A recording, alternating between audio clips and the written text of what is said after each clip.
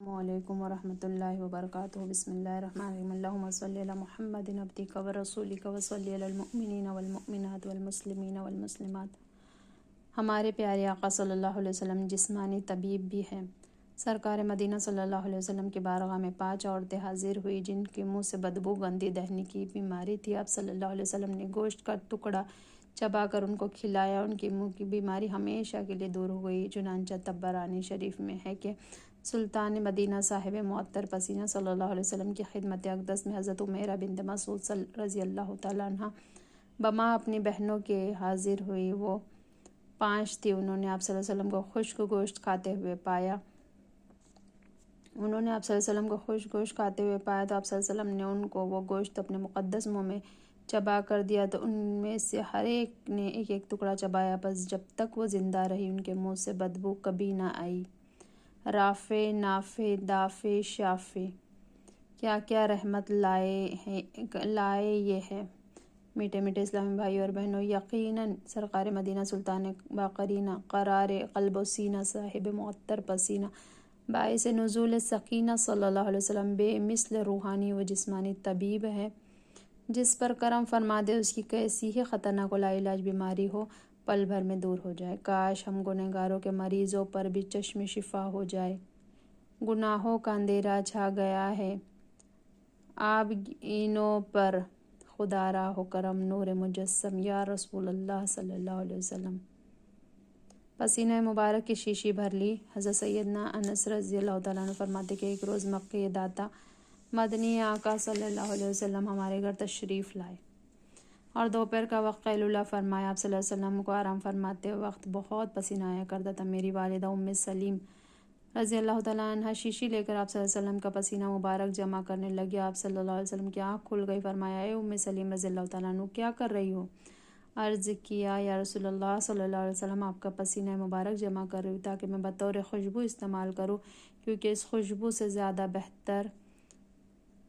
کی خوشبو سب سے زیادہ بہتر ہے۔ مشک و عنبر کیا کروں اے دوست خوشبو کے لیے، مجھ کو سرکار مدینے کا پسینہ چاہیے صلی اللہ علیہ وسلم۔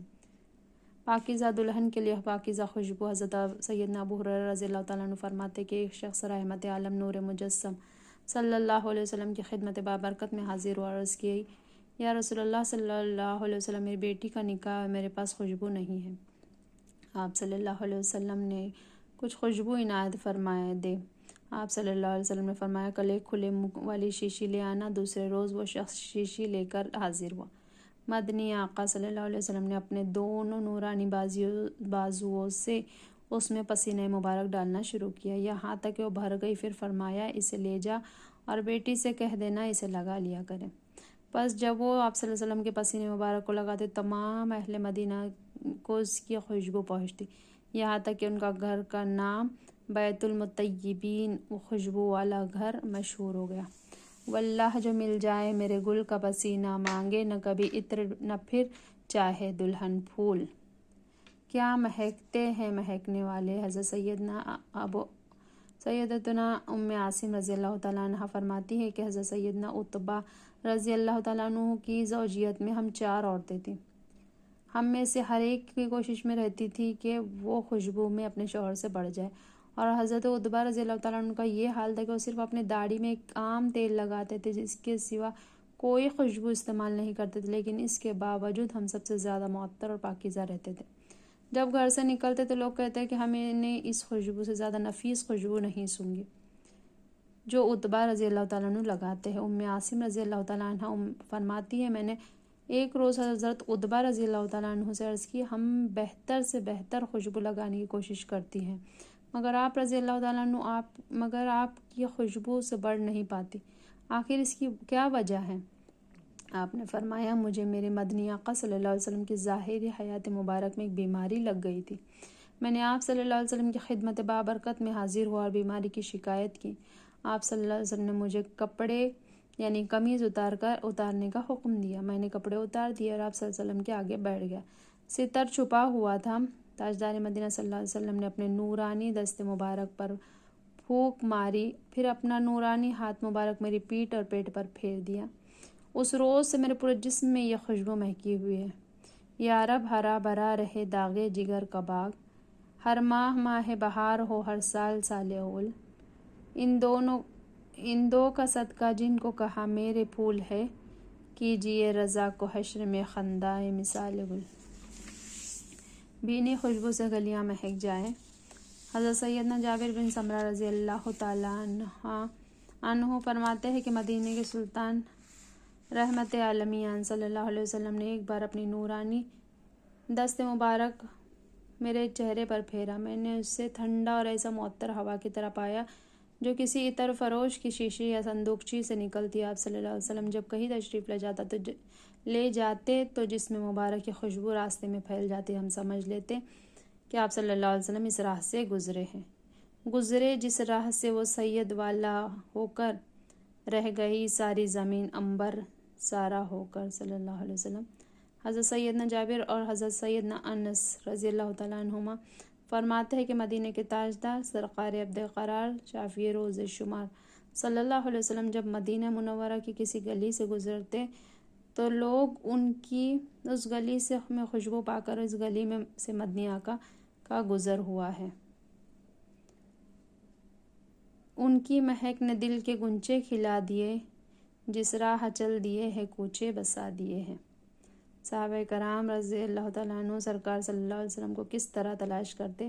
حضرت سیدنا انس رضی اللہ تعالیٰ عنہ سے منقول ہے کہ جب کوئی صحابی زیارت اقدس کے لیے سرکار مدینہ صلی اللہ علیہ وسلم کی بارگاہ بقص پناہ میں حاضر ہوتے اور اگر سرکار صلی اللہ علیہ وسلم کو کاشان اقدس میں نہ پاتے تو راہ میں آپ صلی اللہ علیہ وسلم کی خوشبو سونگھتے جو آپ صلی اللہ علیہ وسلم کی کار گزرگاہ ہونے کے سبب راہ میں پھیلی ہوئی ہوتی تھی۔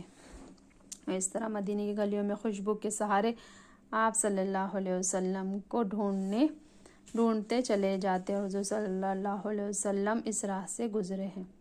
معطر مدینے کی گلیاں آج بھی مدینے کے در و دیوار آپ صلی اللہ علیہ وسلم کی خوشبو سے جعفرہ کی لپیٹے آ رہی ہے، جس سے محبوں کے دماغ اور اب محبت معطر ہو جاتے ہیں اور دیار حبیب صلی اللہ علیہ وسلم کی بارش بھی بھینی بھینی خوشبو ہوتی ہے۔ عنبر میں عبیر ہوا مشک تر غبار، ادنا سی یہ شناخت تیری رہ گزر کی ہے۔ حضرت عبداللہ عطار مدینہ طیبہ کی مدح میں فرماتے ہیں تاجدار مدینہ صلی اللہ علیہ وسلم کی خوشبو سے مدینہ طیبہ کی فضا مہک رہی ہے۔ مشک، کافور اور معود کیا ہے، ان کی مانند تو وہاں کی کھجوروں میں خوشبو ہے۔ حضرت سیدنا ابو بکر شبلی رحمۃ اللہ تعالیٰ علیہ آپ حضور غوث اعظم رحمۃ اللہ تعالیٰ علیہ سے بھی پہلے ہوئے ہیں اور بغداد معلیٰ میں آپ کا مزار ہے۔ جو علماء صحاب وجدان میں سے ہیں فرماتے ہیں مدینہ طیبہ کے خاک پاک بھی خاص قسم کی خوشبو جو مشک عنبر میں قطعاً نہیں، اور فرماتے ہیں کہ مدینہ پاک میں ایسی خوشبو کا ہونا عجائب و غرائب میں سے ہے۔ میں مدینہ کی گلیوں پہ قربان جن سے گزرے ہیں شاہ مدینہ اس طرح سے مہکتے ہیں کوچے عطر جیسے لگائے ہوئے ہیں۔ سرکار صلی اللہ علیہ وسلم کی خوشبو سونگنی ہے تو گلاب کو سونگو۔ بعض حدیثوں میں آئے کہ سرکار عبد قرار ہم غریبوں کے مددگار صلی اللہ علیہ وسلم کے پسینہ مبارک سے گلاب کا پھول پیدا ہوا ہے۔ ایک اور جگہ مروی ہے کہ آپ صلی اللہ علیہ وسلم نے فرمایا گل سفید یعنی چنبیلی میرے مبارک پسینے سے شب معراج پیدا ہوا ہے۔ گل سرخ یعنی گلاب جبرائیل علیہ السلام کے پسینے سے، اور پیلا پھول یعنی چمپا براق کے پسینے سے۔ نیز مروی ہے کہ فرمایا معراج سے واپسی میرا پسینہ پاک کا قطرہ زمین پر گرا تو اس سے گلاب پیدا ہوا۔ جو کوئی میری خوشبو سونگھنا چاہے وہ گلاب کو سونگھے۔ ایک اور روایت میں آیا ہے کہ جب میرے پسینے کا قطرہ زمین پر گرا تو زمین ہنسی اور اس نے گلاب کے پھول کو اگایا۔ عاشق حضور انور صلی اللہ علیہ وسلم اور عاشقوں کے رہبر اعلیٰ حضرت رحمۃ اللہ تعالیٰ فرماتے ہیں انہی کی بوس مایہ سمن ہے، انہی کا جلوہ چمن چمن ہے، انہی سے گلشن مہک رہی ہے، انہی کی رنگت گلاب میں ہے۔ سرکار مدینہ صلی اللہ علیہ وسلم کے پسینے مبارک کی خوشبو تو کیا بات ہے، سرکار مدینہ صلی اللہ علیہ وسلم کے غلاموں اور عاشقوں کے وجود بھی معطر ہو جاتے ہیں۔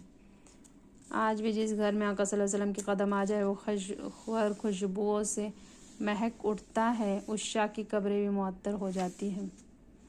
مکان خوشبو سے مہک اٹھا، حضرت سیدنا محمد بن سعد المطرف رحمۃ اللہ تعالیٰ علیہ ہونے اس سے پہلے درود شریف کا ایک مقررہ تعداد میں وظیفہ کیا کرتے تھے۔ ایک رات سوئے تو قسمت انگڑائی لے کر جاگ اٹھی۔ مدینے کے سلطان رحمت عالمین صلی اللہ علیہ وسلم کا خواب میں دیدار نصیب ہوا۔ کیا دیکھتے ہیں کہ مدنی آقا صلی اللہ علیہ وسلم ان کے گھر تشریف لائے اور ان کا مکان کو نور جمال سے منور فرمایا ہوا ہے، اور ارشاد فرما رہے اپنے امو قریب لا تاکہ اس کو بوسہ دو، اس لیے کہ تو درود پاک بہت پڑھتا ہے۔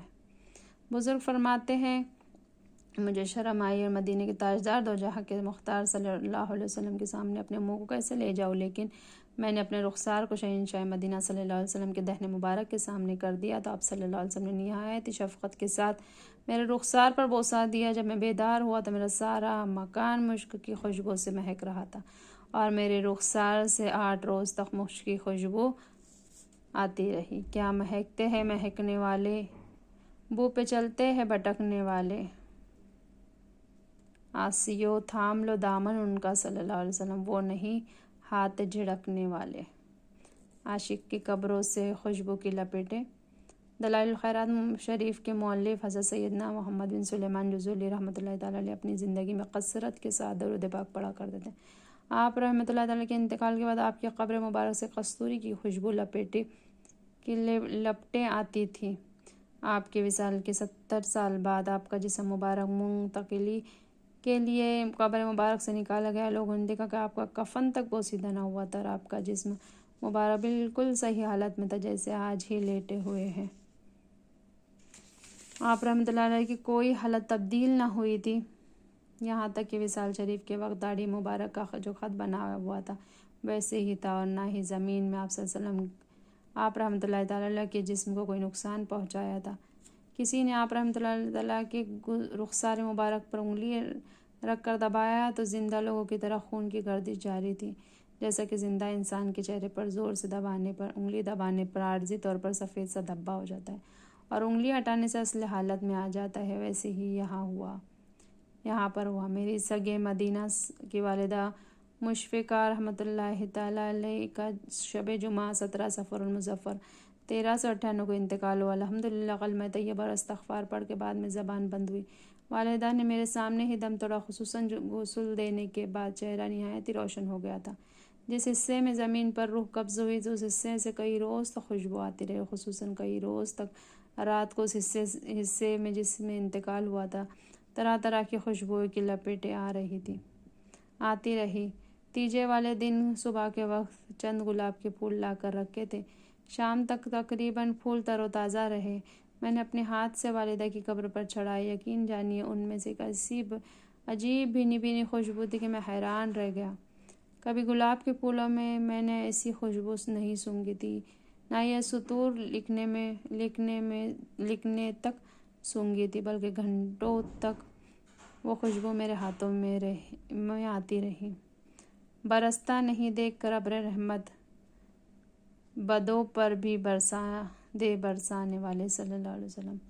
پیارے اسلامی بھائی اور بہنوں، یہ سب پیارے آقا صلی اللہ علیہ وسلم کی غلامی کا صدقہ ہے، جس پر سرکار مدینہ صلی اللہ علیہ وسلم کی میٹھی میٹھی اور مہکی مہکی نظر کرم ہو جاتی ہے۔ وہ ظاہری و باطنی خوشبو سے مہکنے لگتا ہے اور پھر خوشبو سے ایک عالم مہک اٹھتا ہے۔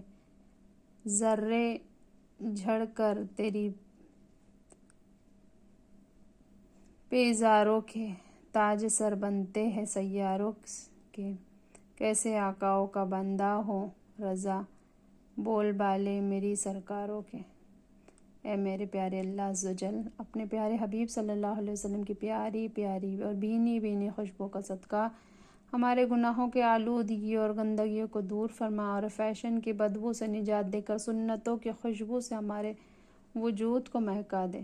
سنت کی خوشبو سے ہمارا چہرہ اور لباس معطر ہو جائے اور پھر اس کی خوشبو سے پوری دنیا مہک اٹھے۔ آمین بجاہ النبی الامین صلی اللہ علیہ وسلم۔